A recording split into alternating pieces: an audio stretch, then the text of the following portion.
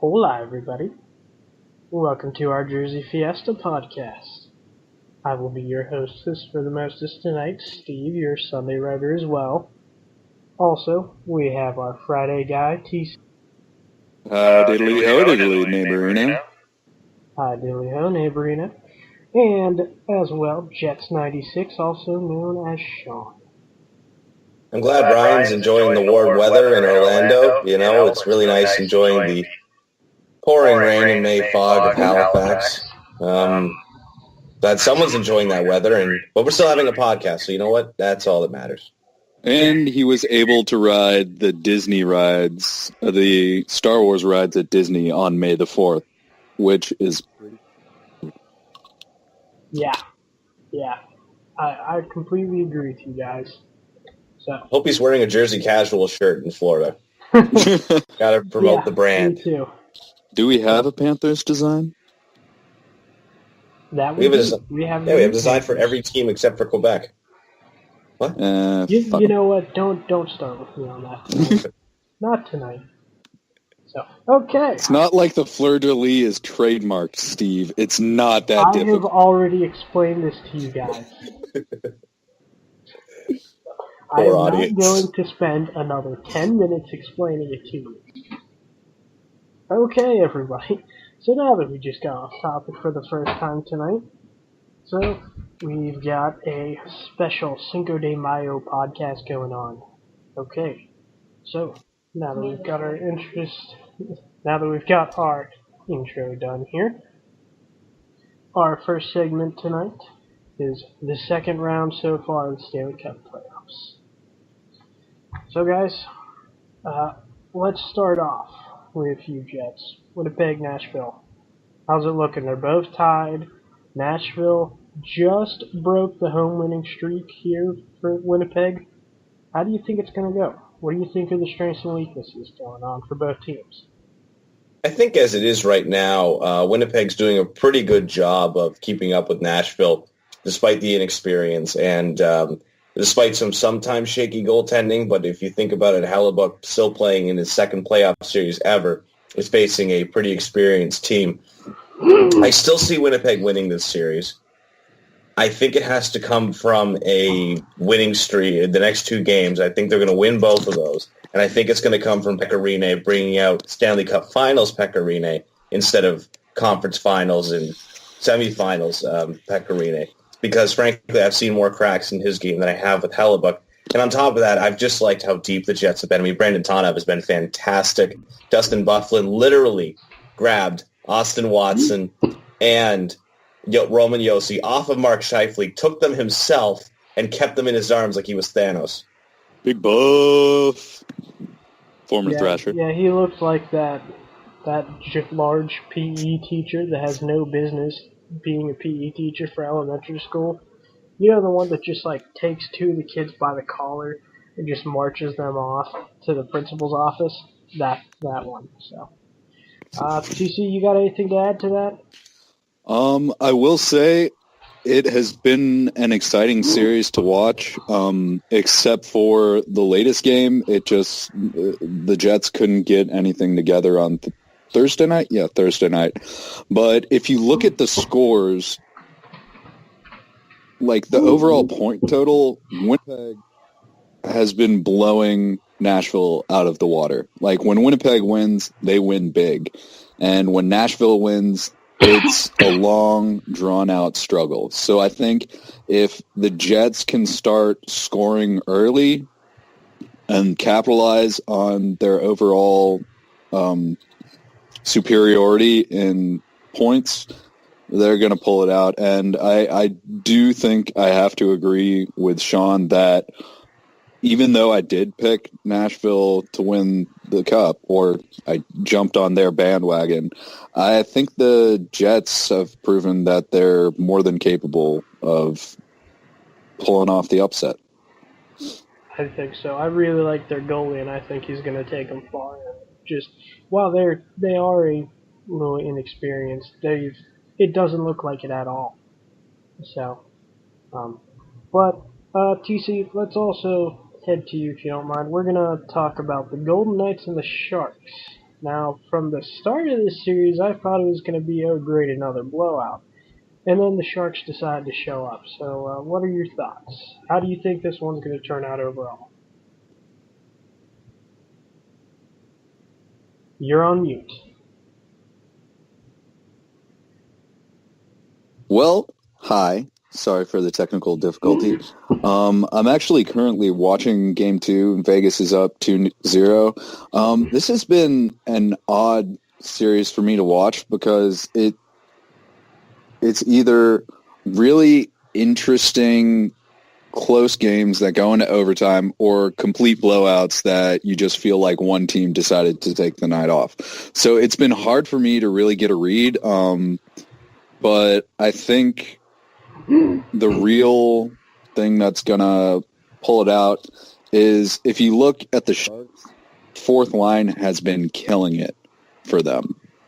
I think it's, the long blonde hair on their fourth line. Is it Carlson? No, it's not Carlson. But they've got one of their fourth liners had 5 goals all season and now has 4 goals in the postseason. And with production like that coming from top to bottom, it's going to be tough to keep them out. Yeah, I'd have to. You make some valid points there. Sean, do you have anything to add? Yeah, I'm going to say I see if San Jose can win this series, and I very well think they can, and I would really like to see them win this series. Whatever it is, even if Vegas does win this series, it's clear they are beatable, and the wheels are starting to come off now. Now, all credit to William Karlsson, Jonathan Marchessault. Those two have been lighting it up. They are killing it. Marc-Andre Fleury has been fantastic.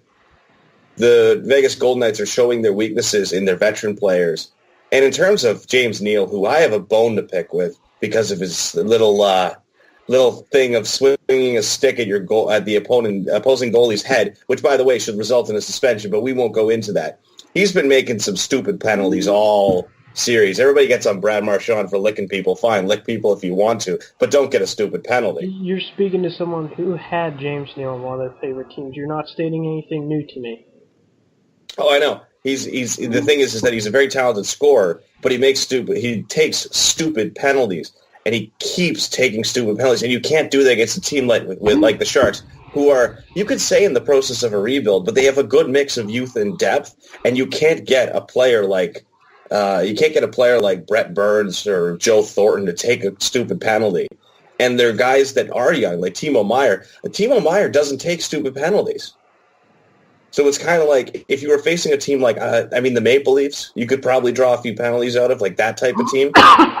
But not the Sharks. Their veteran core is too disciplined, and their youth is too disciplined for that strategy to work. But that being said, Martin Jones, I think, he's been okay, and Aaron Dell has showed up when he's need to. But this isn't the Martin Jones from 2 seasons ago that got into the Cup final. All right. Okay. So now we're going to head over to the East here. We're going to go to a series that hasn't been so close. The Lightning and Bruins. Sean, we'll go with you. So, if you notice, the Lightning lead 3-1. Your favorite player is on the opposite team. What are your thoughts on this overall?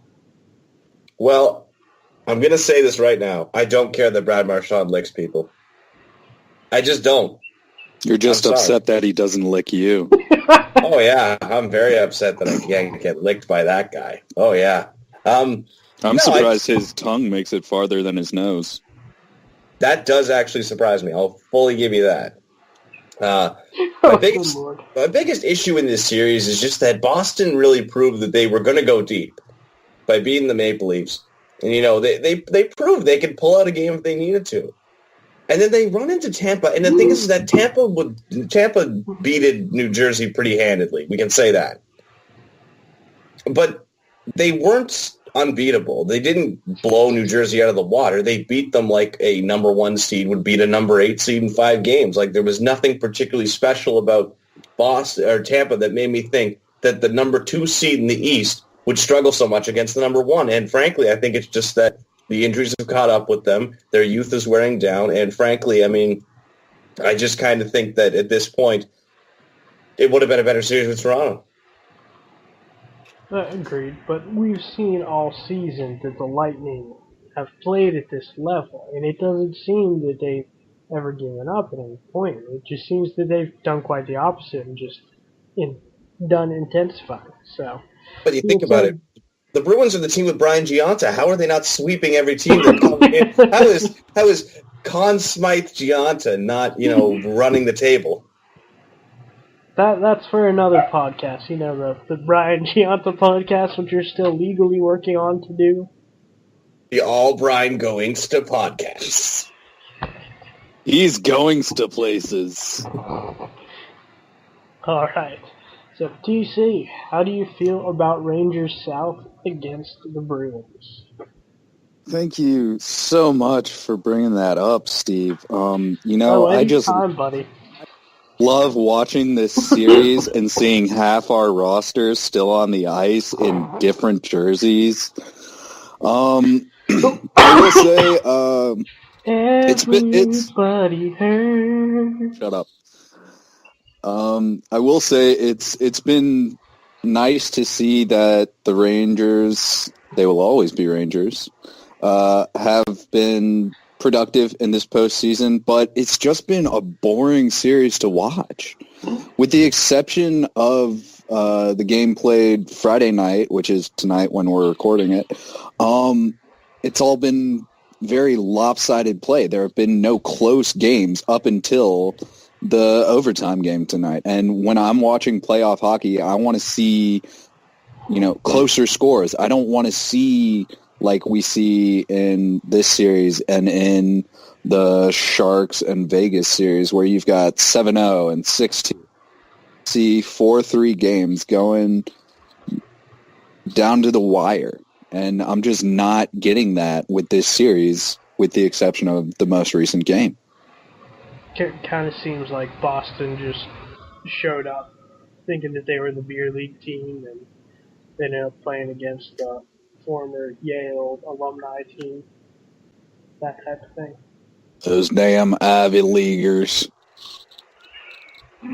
We're over here. And we started trying to play hockey. Okay. Finally, we're going to go to my sensitive subject here. I'm going to call this one, the beat 'em up conference. The Penguins versus the Capitals. TC, let's start here. What on earth is going on? Bad blood, plain and simple. There's a story with this sort of second round, Caps Pens. How many games is it going to take for the Pens to knock the Caps out? Like, that's really the only question here. It's probably been my favorite series to watch because there is that bad blood and these people are putting their all on the line. But on the other hand, there's that part of me that's saying, yeah, this is fun to watch, but like, we all know what's really going to happen in the end. Like, the same thing's going to happen to Washington that happens every year. The wheels are going to fall off. The Pens are going to pull it out. And Ovechkin's going to get another 1,000 gray hairs. And so it's been a lot of fun to watch, but I don't know if my heart's into watching it. Like, my brain recognizes that it's a good game, but my heart's like, but there's really no point. So, like, you're into it, but the end game is turning you off of it. Yeah, pretty much. I'm into it. I enjoy watching it, but I know the plot twist at the end. But, look, Jake Gensel, he is leading points, so come on.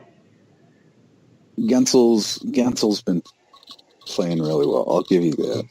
He's the student under Crosby. Yeah. Which angers me even more because I thought once you guys lost Crosby, I could finally stop hearing your smug sense of satisfaction. But no, Gensel has taken the baton and has started sprinting with it. So congratulations for you on reloading You no fun, stacked bastards. Oh, I'm sorry. Do you need a tissue? Need a new coach. Exactly. Alright, Sean, what are your thoughts on this? Because personally, what I'm thinking is that whatever team comes out, because I am never going to say that either team is automatically going to win this, they're going to be bruised and beat, and they're going to have to play either, well, let's face it, they're going to have to play the Lightning, who are much healthier. I think the team that wins this series wins the East. I'm going to say that. I might be wrong, but I do not see Tampa Bay making it to the Stanley Cup Finals for the simple reason that they're playing well, but to me they haven't convinced me that they have the chemistry to make it through either the Capitals or the Pens, because here's the thing. Ever since I was in middle school, these teams have been playing each other, and I've been bored of it since middle school because I don't like either team. I don't hate them, but I don't like either team, and frankly, it's a little boring because the Pens win every time. I think this year is going to be the exception. I stand by that I think the Capitals can win this series. They have to start playing like they do in the games that they win every game. Because frankly, Pittsburgh is hurt. And outside of Malkin and Gensel, they're beatable. Matt Murray does struggle at times. And Braden Holtby is the better goalie in this series by far. He's more consistent. That being said, the Capitals have to start playing like they want to win this series. If the Capitals can pull off this series, I'll say it was one of the more interesting ones to watch because it finally happened. Until then, I'm bored of this. I wanted to see Pittsburgh play Columbus because Columbus would have been interesting. Columbus would have been, here's the team of young guys with a great goaltender and an entertaining coach. And I want to see... Tortorella despises Pittsburgh, so that would have also added to it, because then Pittsburgh, beating him, you would just see Tortorella's face and mud. There just would have been profanity all in the locker room. Oh, yeah. And the thing is that, Pittsburgh, I honestly, I think that either Nashville or Winnipeg wins the Cup. Maybe San Jose. The Cup will go to the West. I'll say that. Okay. But at the same time, it's just another entry in it's like a Rocky movie. You know Rocky's going to win. Rocky he might have to lose. In every movie. I only count 1 to 4. Wasn't it Rocky? Which one? The first he one. He won at the end of all of them. No, he did it. He won the popular vote. He didn't officially win though. But okay. Okay, so we're describing Pittsburgh's first Cup win there. When they beat Detroit. Hey-oh. They won the popular vote. It was a moral victory. Moral victory. I won't do a Johnny Carson impression on the podcast yet. Okay. So. We haven't gotten the licensing. Yeah. That's our play. I guess that's our playoff roundup. Keep watching round 2. It's a lot better than round 1. Oh, yeah. And Vegas sucks, and I hope they rot in a hole. Man, you were just... Okay. Why don't you tell us how you really feel, Sean? No. You can say that for the end of the podcast. It'll be 4 hours of it. Here's what I really think. How about you save that for the end of the podcast, and we move on to our next segment? Gonna turn into some absurd 9/11 conspiracy. Turn to the L. If you look at the North Tower, and you look at the sun, clearly and definitely makes a logo. It clearly makes the Vegas logo. And albeit that the martial law instituted by Hillary Clinton is behind this. Okay. Steve Buscemi was a firefighter who helped in the wake of the 9/11 attack. Steve Buscemi, big Hollywood actor. Hollywood's favorite place to throw raucous movies, Vegas. Ipso facto, Vegas is behind 9/11. Okay, now we've just gone. It's the Birch Barlow podcast. Oh, Lord. Okay, that all being said, it comes on to our special edition. We're now going to talk about, in honor of Cinco de Mayo, the Mexican national hockey team. Yes, this actually exists, folks. There are 22 official ice sheets in the country of Mexico. The president of the Mexican Ice Hockey Federation is Joaquin de la Gama. Now, Joaquin. You have to understand, I failed level 1 Spanish. And I should not have taken Spanish. I wanted to take French, but I did because of my brothers. So, Proceed. that being said, so let's get into it. We're really just going to dig deep into the jerseys, okay? So, Good. TC, do you want the white or the dark? Oh, I want the white. What? He likes the What? All right. So, to describe what the white is, imagine the Ottawa 67's half-sleeve barber pole style jersey, but in the Mexican flag. What are your thoughts? I think it's I love the half sleeve, sort of full length yoke barber pole design. I think it's a great way to have, tribute to the barber poles of the past while also not being as ostentatious as they once were. I think it works really well in this color scheme, and it's something that they get away with here that they can't on the dark away jersey. The logo actually doesn't look as terrible because it blends in with the white background. Which Sean will get to that. Sean will get to that, but I wanted to steal his thunder a little bit. All in all, I think it's a great looking jersey. My only real problem is the black piping that they have around the sort of full length. I don't really see any point to it, and they have matching piping above the hem stripe, and I just don't see any reason to pull black into the color scheme. I think using one of the colors that were already in the scheme would have worked just as well. Other than that, it's a great looking jersey, and I'm not going to lie, I was really surprised that Mexico had a good looking jersey. Hence the word A, as in one. Correct? Yes, 100% a good looking jersey. So, Sean, you're doing the dark one? Yeah, and there's a lot to like about this jersey and a lot to not like. For starters, I like the fact that when you look at this, they use red gear, which is very good. This jersey it's all red with barber pole style, similar to what the Quad City Mallards in the past, rest in peace, have worn. Similar to, I don't want to say Ottawa style, I'd say closer to Montreal style barber pole, alternating blue. Not blue. Are you admitting you're colorblind now? That's just colorblind. Colorblind podcast. That would explain some of your design choices. It really would.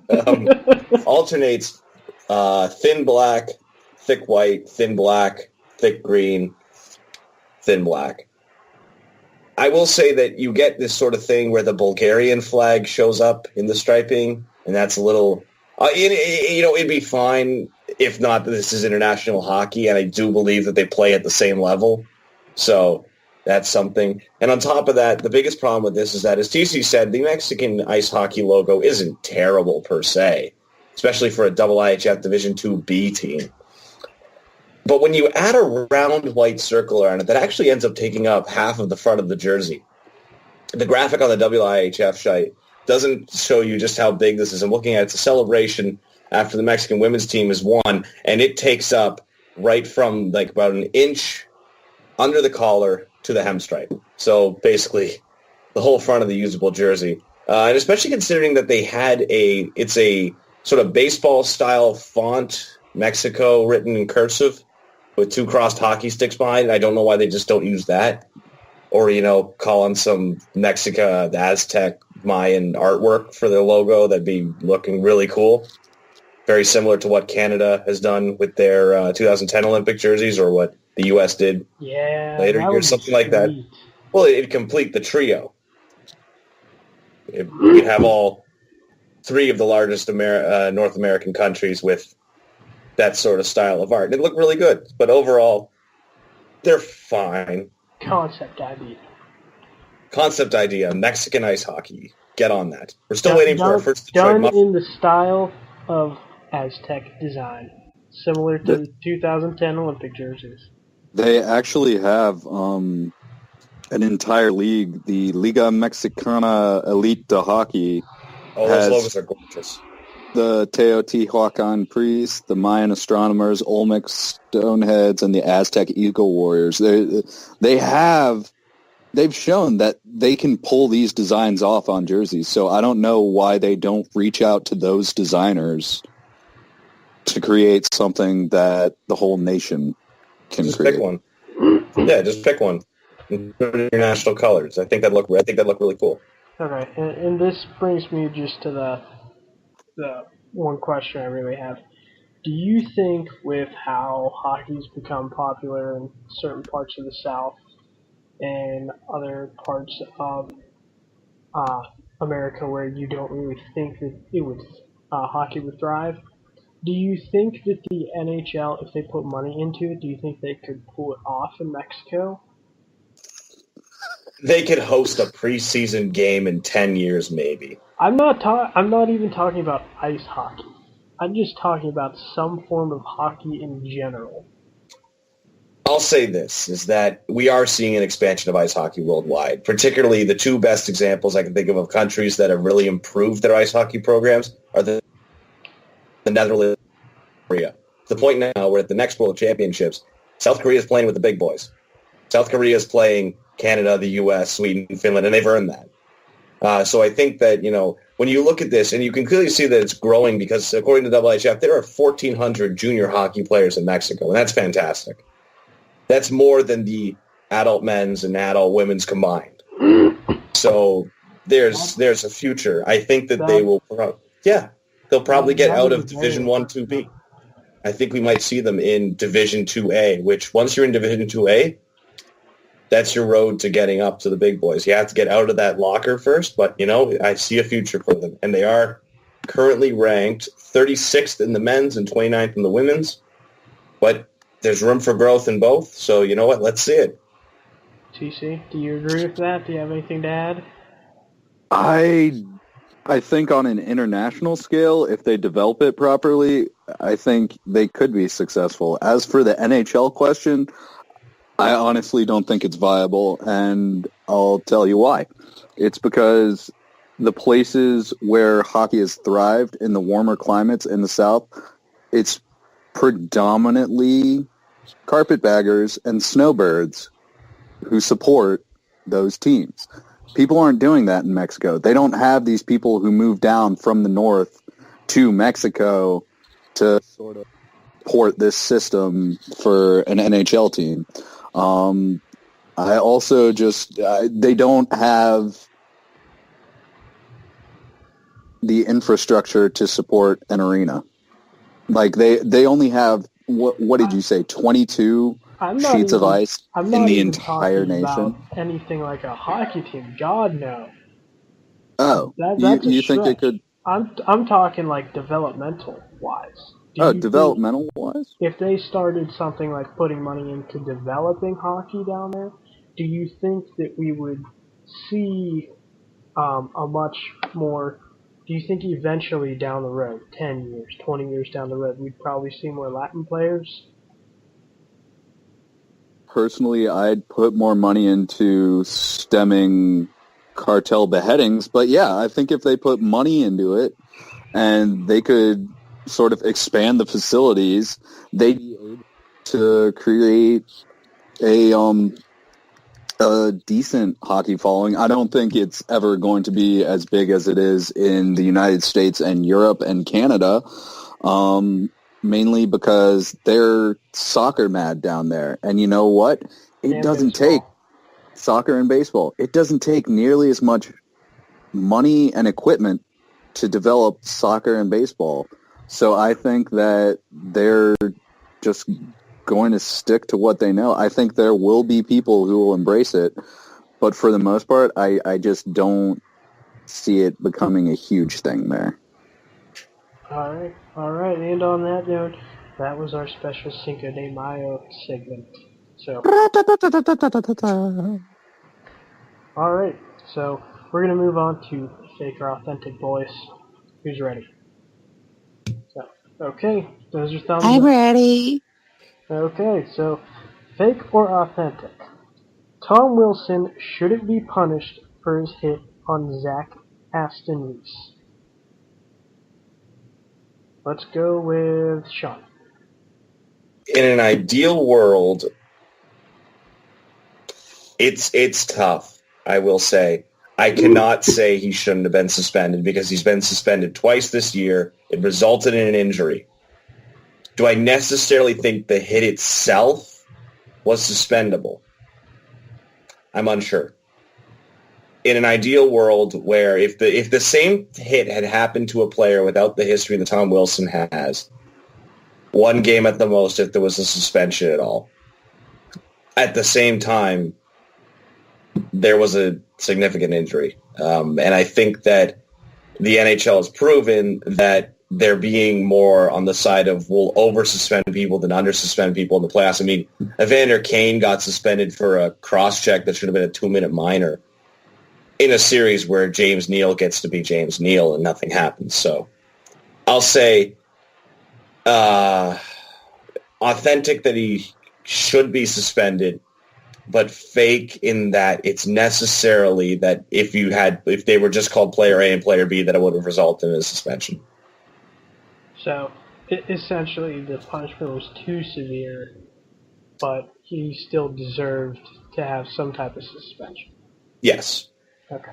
TC, your thoughts? I'm going to say it's fake, and I do like the argument that Sean made. I think clearly it was a dirty hit. He left the ice, he turned, it was 100% intentional. He was targeting the head,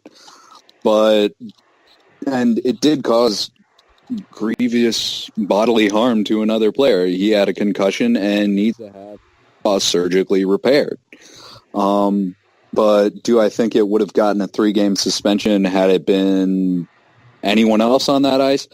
I don't think so. I think Tom Wilson is getting this because he's Tom Wilson. Like, he's made a career out of being a dirty asshole. And if you're going to be a dirty asshole... Well, the question is, does he deserve to be suspended or punished to a point for that? Yeah, he does. Does he deserve to be suspended 3 games, or is that what he was doing previously and possibly not being punished for? Is that the NHL's way of making up for it? I think it is. I think he definitely deserved a suspension for that hit. I think the 3 games is because he's who he is, and they're trying to send a message to him that we can't let you keep getting away with this. Right. So, I as much as I really just want to say I hope the guy rots in hell as a Penguins fan, I'd have to say he does deserve a suspension, but 3 games is a little excessive. I do think the 3 games is just for them because of his history and because of how he plays, and it's just the NHL's way of saying, we know how you are, so instead of just treating you this way, we're going to give you extra severely to make sure that you understand. So, but second one, and this is going to be your favorite, Sean. The Golden Knights will make it to the Stanley Cup Final. Fake or authentic, Sean? Fake. They're not deep enough. They simply aren't deep enough. And on top of that, I don't think they're deep enough to make the playoffs in 3 years. You don't think so? I don't. And if you'll allow me to go into detail, I'll tell you why. Sure, go into detail. All right. It's the Thomas Tatar trade. The fact that they are willing to trade 3 draft picks for a rental player to win in year 1, where not finishing in the bottom of the NHL is a success, and you go and you trade your first-round pick in a deep draft class, your second-round pick in a deep draft class, when you don't have prospects, or your prospects are in the NHL right now, or you might have a couple in the you don't have a deep talent pool to work with. You are surface level deep, and you're in the Pacific Division. Arizona is proving they can win games. They seem to rebound at the end of the season pretty nicely to be a mediocre team. I don't see Edmonton staying down forever, and you have to beat the California teams. On top of that, any hope of a wild card seat, you have to go through the Central Division, and there are 6 playoff teams in the Central Division.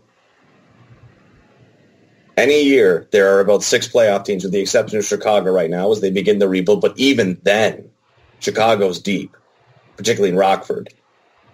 And Vegas wants me to expect that they can consistently make the playoffs. I don't see it unless you go and you somehow manage to trade Perron and Neal and Fleury, and you go out and you get grade A prospects for them. Which, go ahead, do that. Prove me wrong. But unless you do that, you're on the way to, you could win the Cup this year. Vegas could theoretically win the Cup this year and within 3 years be in the bottom of the NHL because of the strategy they took in year 1 to get that Cup, which when you're an expansion franchise is not the strategy you want to go for. Well, I think they went for that strategy simply because they want to generate the fan base and not end up like another Southern hockey team. I will smack your face off of your face. You had better be respecting the dead, which, by the way, a big, solid shut up to Nashville for daring to put the Thrashers logo on the plane they beat up. You can insult the Jets all you want. Go ahead. That's playoff banter. Go right ahead. I embrace that.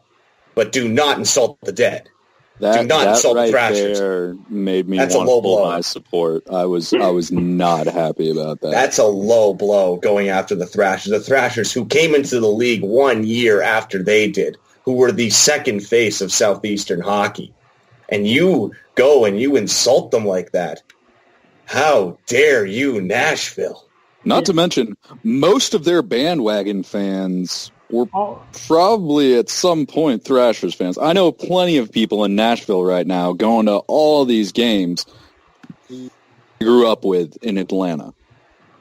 Yep. And, Nashville can't be any happier. But you know why they did that? Because it's another stab in the back and a twist with the knife. It's just another way that they get to you, Jets fans. Yeah. Well, Exactly. they're gonna get the Thrasher curse, and they will never win the Cup. Don't get the Thrasher curse, because then the next playoff series you play the New York Rangers and you get swept. Yeah. And then you trade Marian Hossa. Wait, how do they... Never mind. Anyways, as I was saying, I think their strategy is to win now so they gain a following. So when they do suck, they're still going to be able They were going to get a following regardless. They were the first pro team in Vegas, and they nailed it with... And they've nailed... I have to give Vegas this. They've nailed it with making an environment to invite fans to the point where they don't have... They're not the Panthers. They're not the Hurricanes. They don't have to win for people to come in the doors. In fact, I would argue that most of the bandwagon winning support that they get comes from, Canada. Exactly. That's where I think that... Well, exactly, that's just it, is that the people in Vegas will go to games. The people in Vegas will go to games because it's the only show in town. And, the NFL is coming there. That's going to be great and all. But that's only, 16 weeks of the year, or no, 8 weeks of the year, if that. If that, might be a couple more, but still, that's just... And it's the Raiders. And it's the Raiders, who, as a Chiefs fan, I can't approve of anything with the Raiders. So... As a basic human being, you can't approve. It's a basic human being. As somebody who knows the basic sense of hairstyle, Mark Davis, I know, So, but that's the thing, is that Vegas, and hockey's accessible when you want to watch a game. You don't have to go out. First, you don't have to go outside. And frankly, in Vegas, you want to cool off. That's probably why they're so popular, is that they cool off. But to hear the Canadian sports media rattle on about Vegas, it's like, oh, man, they're the greatest thing to ever happen, blah, blah, blah, blah, blah. They're so great. Look, exactly. It's just like you're having a slow news day, so you're just going to go and you're going to, fillet Vegas a little bit. Well, exactly. It's like, okay, so you got called out for liking the Leafs a little too much, so your solution is, oh my God, Vegas is just so great. It's like they'll beat the Coyotes 3-2 and it'll be the greatest thing in the world. Like, I'm sorry. But you know what the worst thing is? That Seattle could come in with a better team and everybody will be like, get that cat out of the way.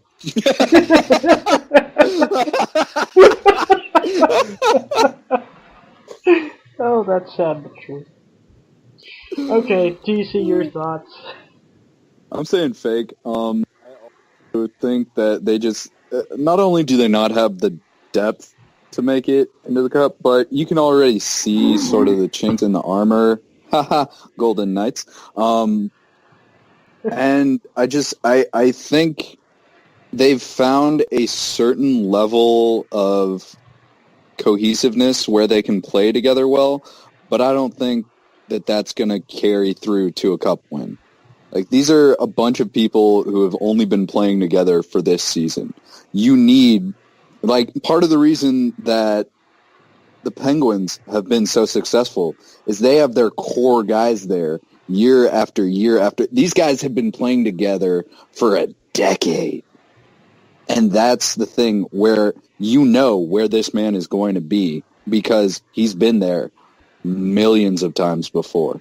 And that's what you need to win the cup. You need to know your teammates. You need to know where they're going to be, what they're looking for, and what they expect from you.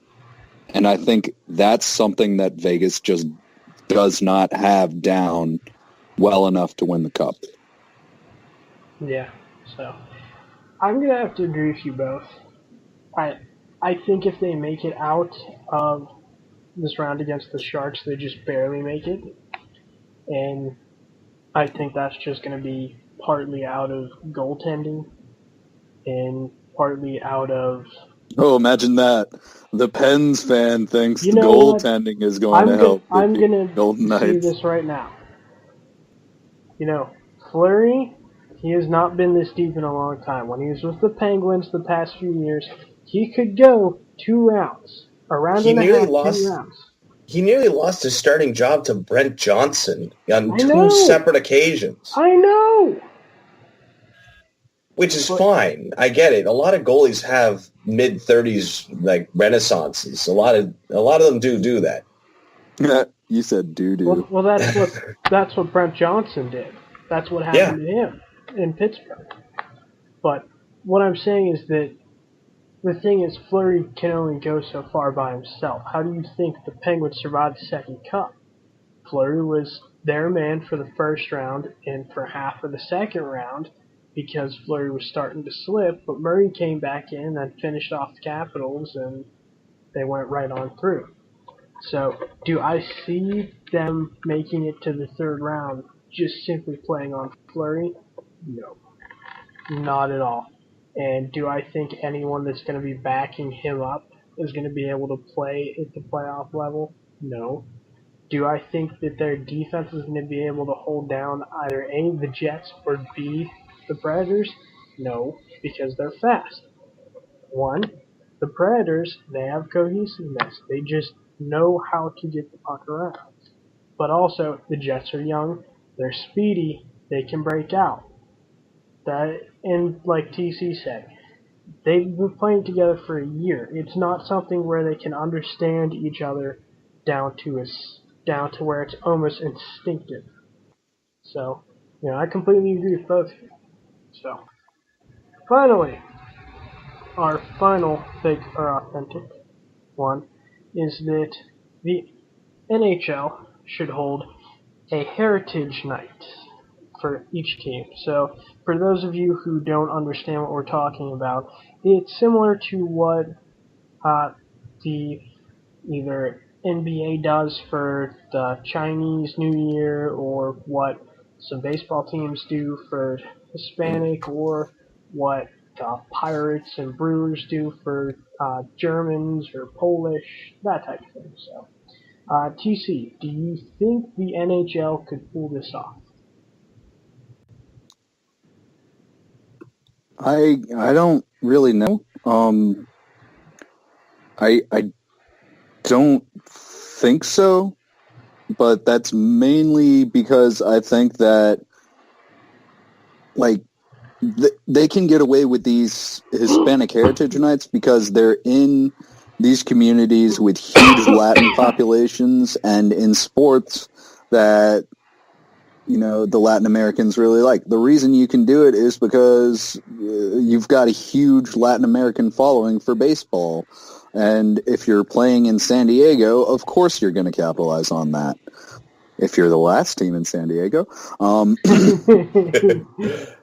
But I just don't think that hockey has that sort of market in any place that it is. The closest I can think is San Jose. They have those Tiburones fans, and that's great. And they have done like a Mexican Sugar Skull jersey for them as a fan giveaway. Do I think it's necessary to have the athletes wear different jerseys on the ice? Absolutely not. That's a minor league thing. Do I think there are any other communities that could really pull it off? Not really. I'm not specifically speaking just Hispanic. Well, even on top of that, what other minorities are you going to have? Are you going to have, or even heritage? They don't even have to be a minority. It could be what are you going to do for Buffalo? Your question. Well, here's my problem. The closest you can get is Montreal, and they already do that. They do that. Well, I know in Pittsburgh you could do the Eastern European type heritage, German, Polish. They've done that. They would do. So what are you going to do? Take the penguin and switch out the stick for a bratwurst? That would be something. What are you going to do? But that works for a T-shirt. Sure. Yeah, that works for a T-shirt. For a jersey, for a Major League Hockey. My point being is that, is there a way that they can subtly add something in? No. When, for one, Chicago's green jerseys. Well, they do the green jerseys for St. Patrick's Day, but something maybe years ago, I'm talking over a decade ago, when the NBA played European teams, they had to find a way to incorporate the flag. So, like the Sixers, they played in Germany. So on the shoulders, they took yellow and red and put on the shoulders of the black jersey. And they looked like normal stripes, but that was to essentially show the German flag. So could something like that work as striping? I think for the Pens it could. You just throw some red in there because you already have the yellow and black, but that way it's not shoehorned in. If you try and do it with other teams, I think... Well, what about Italian with the Rangers? Here's the problem I have with this, is that you think about the two leagues that do it the best, and it's the NBA and the MLB. What's the unifying theme with them? Script, logos on the front of the jersey. That's the thing. You can do it very subtly and very well. And don't be one of those stupid teams that puts Los or La in front of your name. That's the best. No. Hilarious way to do it. And it's spectacular. It's we terrible. Are Los Bulls. Yeah, exactly. No. Translate that on the front of your jersey. You know why? Because you'll sell them. Look at the Rockets Chinese New Year jerseys. Those are actually pretty sweet. The fact that they worked rocket theming into the Chinese characters is awesome. When you put effort into these stuff, it works. The problem is that what are you going to do? You're going to throw Lederhosen on the Penguin, or you're going to for the Maple Leafs? They do the Punjabi Hockey Night. What are they going to do? Put instead of Toronto Maple Leafs, is going to say Toronto Maple Leafs to Punjabi? That works for a T-shirt. And you want to do that for a T-shirt? Fine, go ahead. That's neat. No, that's cool. Whatever. But for a in-game jersey, hockey just doesn't the Rangers and Colorado are the only two teams I can think of that could really do that. And what's Colorado going to do? Skier lingo night? Or shred some gnar with the abs, bro. Shred some gnar with exactly. Some fresh pow pow. I think Steve brings up an interesting point. The NBA Live Summer Tour season for the series from about a decade ago. Very interesting idea. Some teams pulled it off well. The Raptors they played in Italy, they added red to their normal white jerseys, and another year they added yellow. It looked very interesting. But the difference is that they went to Italy and Spain to play those series. Now, if an NHL team did that and was playing a European series, 100%. So when they go to the European series this year, would you say that would be a time where they might want to accentuate? Do something similar to that. Wear a specialty jersey. Add a color from the country's national colors or flag to the jersey. Oh yeah, that's exactly. It's money. You'd make a lot of money on jersey sales. Money. Do it instead I have my money. But yeah, just on a logistical sense, I think the NHL is the only league that really does use a full logo on the front of their jerseys. And unfortunately, that means that altering it, even for one night, becomes very difficult to do properly. Now, here's a question. If you had to come up with something like you said, add something, how would you? What would you do? Say for the European games, what would you make the Islanders logo a pizza? Okay. And Phil throws his phone on the ground. It'd have to be very specific circumstances, but the best one I can think of, let's say the Lightning are playing in Sweden. Yellow stripe. But add some yellow to your jerseys. Just a simple yellow stripe. Exactly. Even just on one arm. Add a yellow stripe, we're playing a game in Sweden. It Red becomes Wings very in Denmark. Red Wings in Denmark. Don't do it. Add the Danish coat of arms to your shoulder. Something like that. Just something that says, "Here's a special event. We played a game. Yada yada yada." That. It doesn't have to, again. It's just. I mean, if the Rangers wanted to do something, if they played in Europe. And they played in Sweden, and they wanted to put Rangers in Swedish. I mean, go for it. That'd be interesting. Cool. That would be 17,000 letters long. Do you know how ludicrous Swedish, the Swedish language is? I didn't say Icelandic. Let's just go to Wales, eliminate all the vowels, and we'll be fine. You need a pound of phlegm to say anything in Wales. Don't ask for directions or we pick and spit out of your hair. 35 letters, no vowels. That's dope. That's Welsh. The Welsh national hockey team jerseys, the name bars wrap around the back of the jersey. God, we sound like a Monty Python sketch right now, insulting the Welsh. Yeah, sorry to all our Welsh listeners. Sorry to all 6 of our Welsh listeners. Do we have any Welsh listeners? Oh, good, the problem's been stemmed. They just got the internet last week. They haven't found us yet. Just like Western Canada. They're still on Rickroll and Dramatic Look Gopher. Oh, don't worry. Western Canada's got the same problem. Sure, they get the Flames score, but it's man, Pony Express takes a long time to deliver your jerseys from Toronto. All right. Okay, so we're going to move on to our final segment tonight, which is Jets' Black Jersey of the Week, but it's changed. So, instead of Jets defending the jersey, he's going to be opposing the jersey. Because we found one black jersey that he hates. He hates it so much that you would have to pay him to wear it. Isn't that right, Sean? Well, no, because it's actually worth money these days. But one black jersey that I do not like, never have liked, and in fact, I didn't even know this jersey existed until well past it was gone. The Mighty Ducks of Anaheim's 2003 to 2006 black alternate, I think, is one of the worst alternates in NHL history. First of all, it has nothing to do with the Ducks theme. The Ducks are a team that has black in their color scheme already. They wore black gear for several years in the 90s, and while it didn't look the best, black has always felt natural. You could add it to their stripes on their jerseys or into the numbers, and it looked good. But to do this, you would need to keep the jade and eggplant intact. And then instead of doing the normal thing, which would be to make a black jersey and have the main colors in it, they made the stupidest mistake you could make with the black jersey and took the brighter color out, leaving you with an eggplant, silver, white, and black jersey. And they desperately needed some jade on it.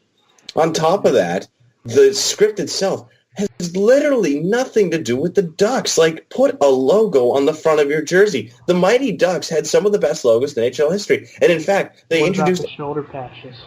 Fantastic. Love them.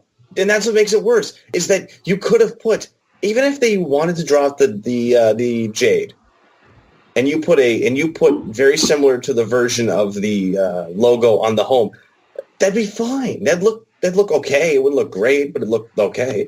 But no, for some reason, they felt the need to make every bad design decision, on top of the fact that it's one of those pre-edge jerseys where they tried to introduce the edge-style tie-down collar, and it's massive. If you ever see these things up close, they're massive. And just, there's some okay design choices. Like they put the numbers in the arm stripe, which I think was a nice decision, but I would have rather them take silver off and add jade. And I think you could have had something passable. If you added a logo, it would be good. But yeah, it's just on top of that, this thing's a collector's item. This is a valuable jersey. Sells regularly for $200, $300. If you find it for $150, I'd suggest you snap it up. But I see people flaunt on this jersey like it was somehow the greatest thing ever. I'm like, no, it's the worst jersey the Mighty Ducks ever wore. Yeah. Well, now that you've given your side, it's time for TC to defend this jersey. Not only is this not one of the worst black alternate jerseys ever, it is the worst black jersey the Ducks have ever worn, nor the worst alternate the Ducks have ever worn. I will not say it's the worst black jersey the Ducks have ever worn, because in retrospect, their 2006 to 14 home has not aged well. Yes. That was the black I was referring to. Yes, that's a terrible jersey too, but I don't think anyone likes that. The worst alternate that the Ducks had was the 1997 to 99 Jade alternate. I love that jersey. I'm sorry. I hate that jersey. I get why people don't like it. With a I love deep passion. I hate it so much. The white one that lasted an extra season, not as bad, but the Jade one was horrific. This black jersey, you have valid points. Do I wish that they had not used that atrocious pre-edge tie-down? Sure. Do I wish that they had incorporated jade? Yes. Is it foolhardy to the brighter color when you're putting it on a black base? Yes. But I think that for a team that had such modern design for its primary set, something with a more simple striping and a script that harkened back to the earlier sort of more pond hockey feel to it, was a good move. Do I like the black for black's sake? Not necessarily. Again, it's a color that was technically in their color scheme, but I would have rather they done another attempt at a good-looking jade jersey instead of the garbage that they sent us. I love the MD shoulder patch. I think the interlocking letters look great. I love that they put the numbers in the arm striping. I think it's a great look on that jersey. Do I think that it looks good with the purple breezers? No. But, again, if they had gone with the jade and eliminated the eggplant, it wouldn't have worked with those breezers as well as it does with the elimination of the jade. I just think that when you go back to 2003, 2004, and you think about every jersey, there were a lot of jerseys introduced that year. A lot of nice ones, too. Atlanta's baby blue alternate was introduced that year. Beautiful jersey. TC just had some wet dreams. Yep. I mean, who wouldn't? But, Columbus introduces the alternate. This one's grown on me. I've said it's one of the worst ever. I take that back. It's decent. I still prefer Columbus's original jerseys, but the black on the jersey on their 2003 to 2007 alternate was okay. I do see what people are talking about. The Mooterus, I'll defend the Mooterus. I like it. There's a lot going on for it. I think my biggest issue with this jersey is that it came when it did, because it was there for the last few years where they had the Jaden eggplant, and it took away from opportunities to see that before we were given the just absolute tire fire that was their 2006 to 2014 black jersey. I don't mind it for that 1 year 0607. There's something about the transfer of it from pre-edge to edge that killed it. Because the pre-edge jerseys look okay. They look okay because of the fabric. That's exactly it. Is that the edge fabric for those jerseys just was awful. And I think about it. It looks puffy. That's exactly it. I think what also is that the side paneling on the edge system cut off the hem stripe. Yeah. And the hem stripe followed through, and it looked more fluid on the pre-edge edition of it. Mm-hmm. That's exactly it, is that it did. Yeah, you're right. The connectivity of it, even though it did sort of break off in certain parts, it didn't in others. On top of that, just the way the pre-edge jerseys were, the script logo didn't look as out of place. Don't get me wrong, it still did. In fact, it looks downright ridiculous, and it looks like a roller hockey jersey. But I wouldn't go roller hockey. Oh, I would, because it looks like a practice jersey. Like, you look at the script, and it looks like something Walmart sells. It looks like you can see the primary logo right there, the D. You can see it. There's just all this crap stuck on the end of it. I feel like this is something someone at Disney would have made. Well, see, and that's the ironic part, is that this is what happened when Disney was out of the equation. You know what the other thing is? I'll say this about that alternate. It was the precursor to it. Mm-hmm. It was the precursor to it. But at the same time, I don't want to insult it that much, because, again, I don't like it. I think it's one of the worst alternates in NHL history. That being said, it's far and away from being the worst. It's like if you had to do a top 5 list, this would be the top 5 that I felt kind of bad for putting on it. But I had to pick a 5th. It's not one that I would go, I'd never own this one. It's disgusting. Why would you ever? I look at it and I go, man, it was just so mediocre. And the other thing is that people liked it at the time. That's the worst part, is that it's like you see people bring up pictures of T. Solani. It's like, I remember him in that black jersey. It's like, really? But look at the time. Look at the time period for it. Like, black was the in thing. Yeah, and a lot of teams did it well. Yeah, I swear to God, if you say Islanders... Well, that was a lot later. Years later, and then another decade came around, and then black was in again, and every team had to have a black alternate. And then you know what's going to happen eventually in the next few years? More black alternates. Detroit Black Wings! Woo! Yes. Yep. Yeah, I would love that. Just kidding. No, I wouldn't. No, I wouldn't say that. And Ben's not on the podcast, so I feel kind of bad for saying that. But at the same time, it's one of those things that when people, it's like, it's always lauded as the good example of a black alternate. I think Hockey News has said a couple times, it's like, here's how to do a black alternate. I'm like, no. It's not a good example. It's just not as bad. It's like safe. Yeah. Maybe that's it. Maybe that's it. Maybe that's it, is that it's so safe. It's so predictable. Boring. Exactly. It looks like something you'd find at Roots, or, you talk about Disney. I've seen they sell hockey jerseys Disney has in the past. and they look like that.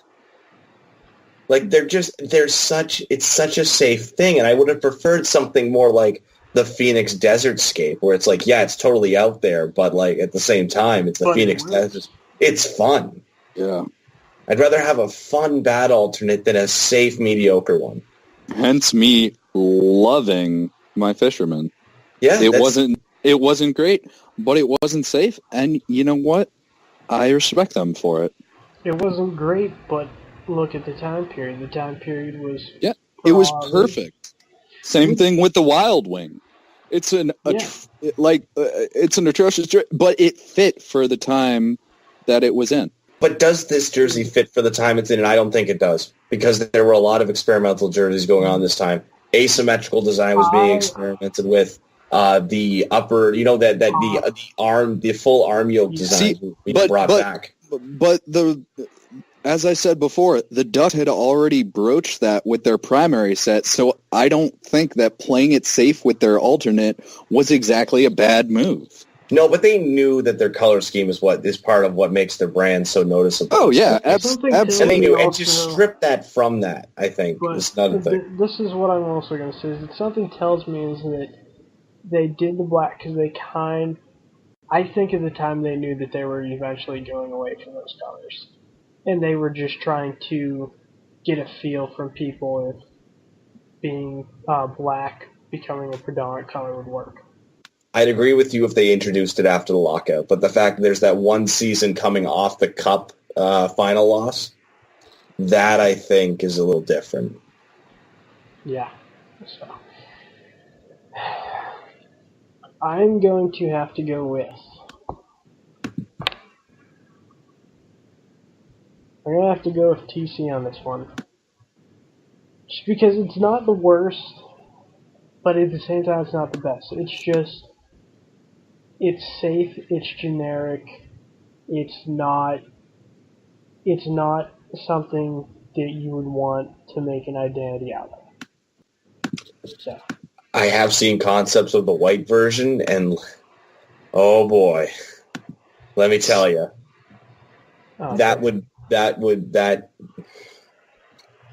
sometimes a concept should stay just that. A concept should stay a concept.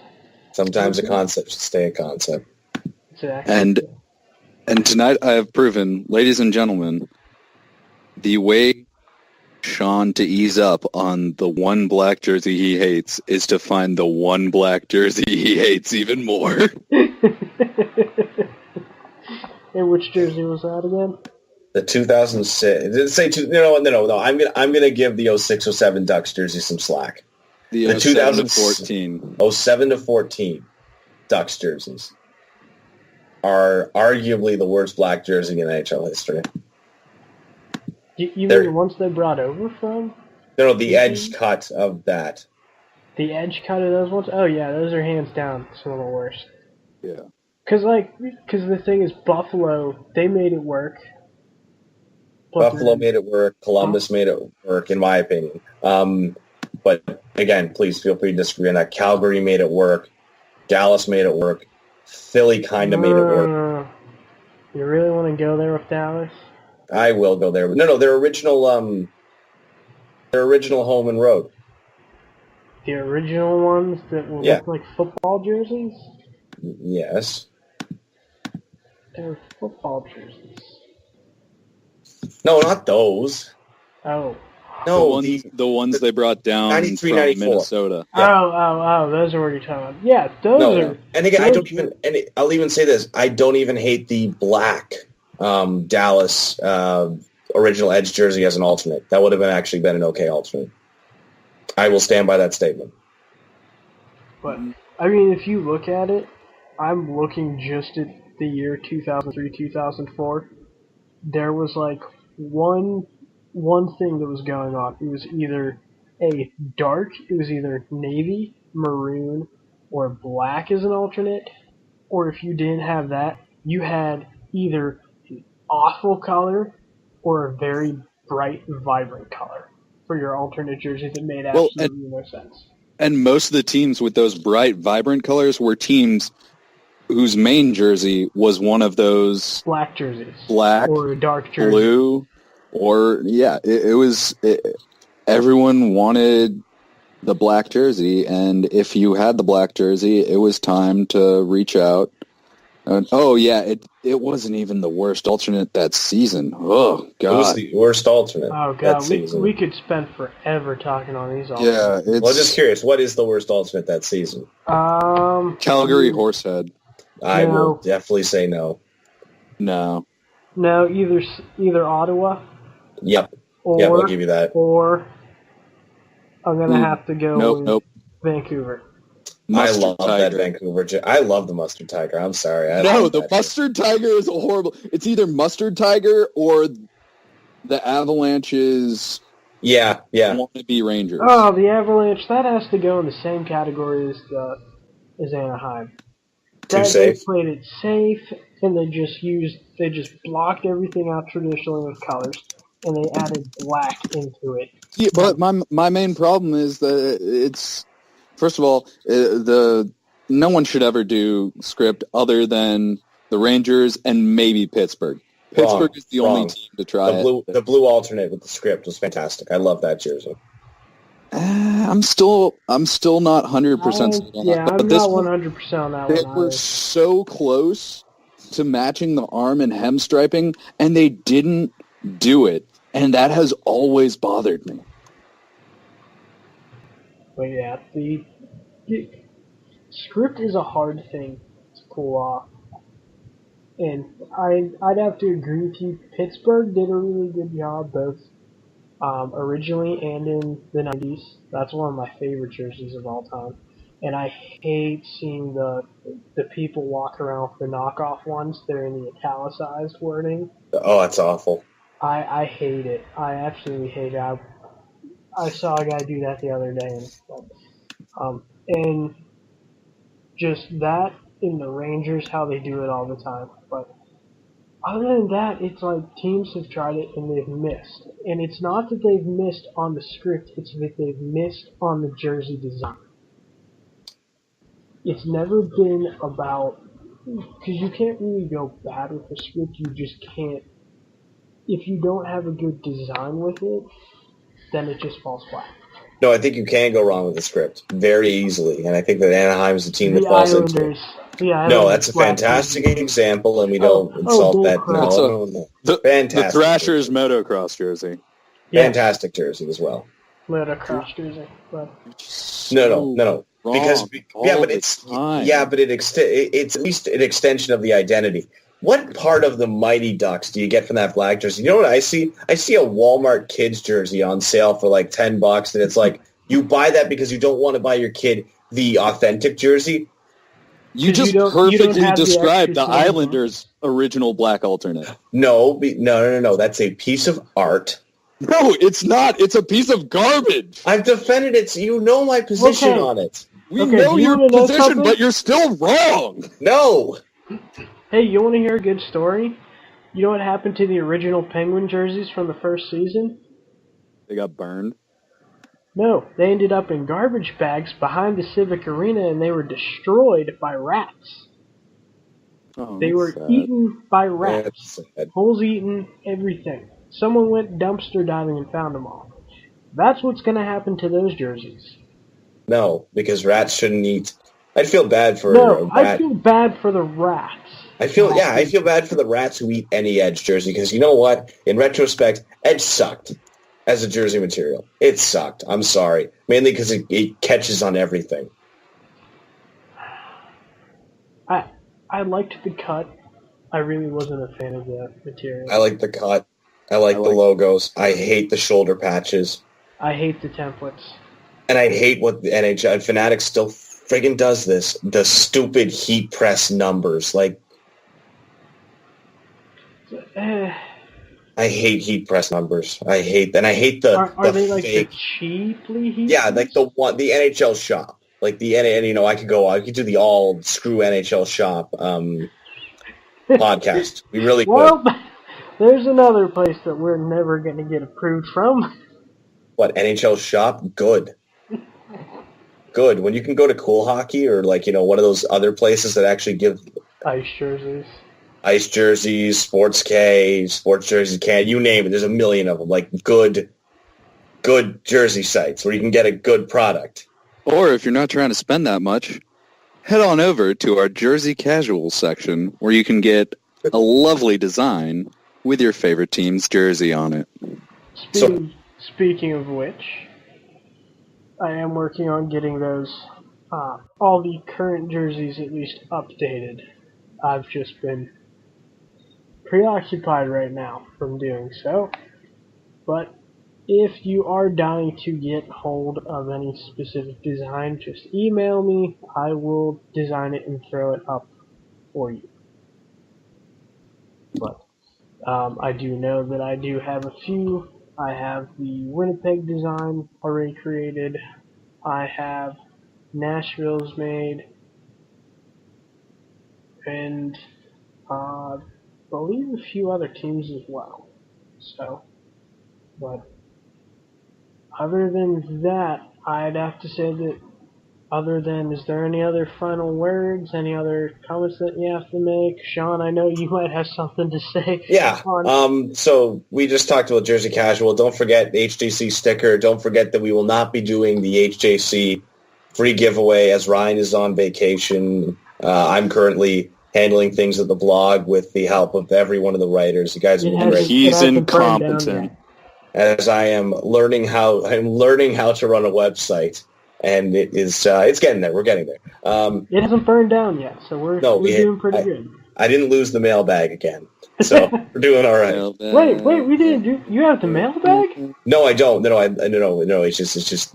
Never mind. Gonna say currently going on HockeyJerseyContest.com right now. We have the Wheeling Nailers redesign. It's a simple HJC redesign. You know how these contests work. You've been reading for a long time. For those who are new. Very simple. There's a banner on the side of the blog. You click on it. Read the rules. It's so simple. New, home and road, up to 2 alternates, but not required. You are allowed multiple entries, and you must be on one image, and you must put your ID on it in some way or form. That's it. Simple as that. You send them to hjccontest@gmail.com. The writers will post them as they come in, and they are due next Friday. That is May 11th at noon Eastern Time. At the same time, we also have the ongoing new Concept of the Week vote between Ryan and Burkess's concept of the St. Andrews entry. We had a scenario this week where there was no second concept seconded, so I chose one of my favorite concepts from the week, and Burkess, your St. Andrews entry with the climbing vines. That's a really unique idea, so throwing it up there, you're up against Ryan. Good luck. Complaining that you're not concept of the week voted. Yeah. No, granted, I will say that I think it's a good matchup here, and out there versus a very solid retro design, and so you can vote in that. It's a mono and mono, looking good. There's a story up on the blog today, Columbus's original jerseys and the hidden design in them you might not have noticed before. Give that a read. Other than that, I got this story coming up. It's about an adult hockey club, not having to do with a collegiate, not having to do with the ACHA. They're based out of Southern California. They're called the Wolfpack. Spoke with one of their founders, Adam. He's a really good guy. Basically, if you guys want to read up on it, I'm about to post it. Should be up on Monday morning. So, and honestly, getting into that, just hearing the story from them, it's really nice. It's a really good story. It's short, sweet, it's to the point. And honestly, if you think your team's story is interesting, go ahead, shout out to us. So, go ahead. Keep an eye on the playoff pool this week. Yes, playoff pool. Ryan will be back before the end of the third round, so don't fret if the scores are not updated as the series comes in. Let Ryan have a vacation, for goodness sakes. It's a just for fun playoff pool. I just want to put that out there. He's with his children. He's making memories with his children. Remember. In the happiest place on earth. So cut us some slack if things aren't totally updated 100% as they come in. Other than that, just thanks for listening again. Glad to give. Hello. Your final thoughts? Brad Marchand is a sexual predator, and I don't appreciate his conduct on the ice. Howard Stern, Baba Booey, Baba Booey. Baba Booey. Baba Booey, Baba Booey. Howard Stern, finish. Okay, buddy. Alright. Everybody, that was the HJC podcast of just a bunch of rambling from three guys who had nothing better to do on Friday. So, Sean, TC, thank you so much. My name's Steve. I'm your Sunday writer. I'm here with the Monday and Friday writers. You guys have a good rest of your week.